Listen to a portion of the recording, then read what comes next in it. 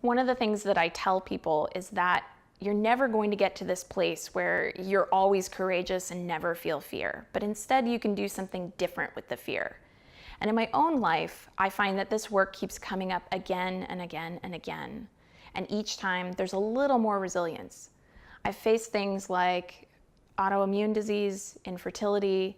I've gone after dreams like writing a book or becoming a triathlete.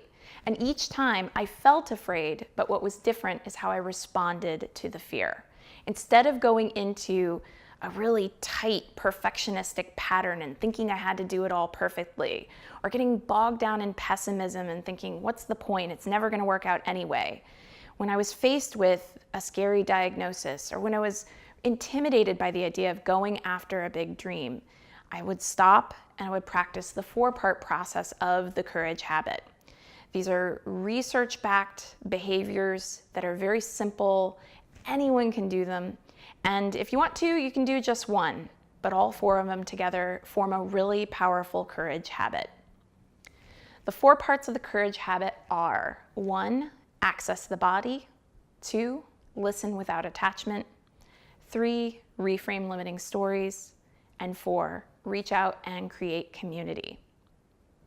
With the first part of the courage habit process, access the body, it's really about knowing what those fear sensations feel like in your body so that you can start responding to them differently, even processing them out. Common examples of accessing the body include things like meditation, but in the courage habit, I talk about all kinds of other options: dance and getting athletic, some way of moving your body and tapping into what you feel. And one of my favorite things about the book coming out into the world is that we've included 2 different audio meditations to really help people who kind of go, wait, access the body? Where do I even start with that? We've got some guided audios that are coming with the book that are really going to help you to know how you can tap into your own body and start practicing that aspect of the courage habit. With listening without attachment, it's about listening to the voice of the critic, something that a lot of people really hesitate to do, but without getting hooked, without attaching to what the critic says or thinking that what it says is actually true. I reframe fear a little bit differently.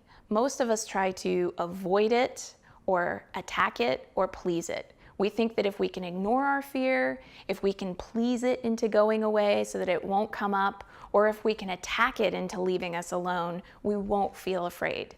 In truth, what that does is it just creates further wounding. Fear is a wound. It's a part of us that doesn't know how to navigate the world, and often shows up as a voice in our head that tells us that we can't do it, or so-and-so's better, or that if we're not perfect at it, there's no point in trying. With listening without attachment, what you're encouraged to do is actually listen to what fear is trying to say so that you can identify where the wound is, where it feels afraid, and start offering it a reframe.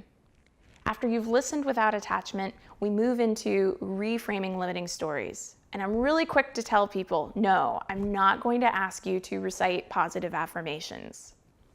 If positive affirmations work for you, awesome, that's great.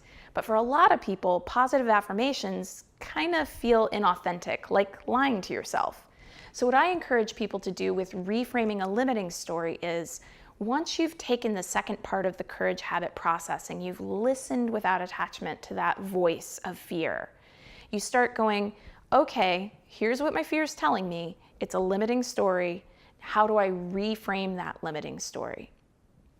An example could be something like, maybe if your fear tells you that you're not good enough. It's like, okay, I'm not going to believe it. I'm going to listen without attachment. My fear is saying I'm not good enough.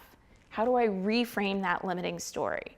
A couple of examples could include things like, well, I might not be perfect at it, but it still would make me really happy to try. Or, this is part of what I want to do with my life, and I'm just going to take one step forward and see what happens.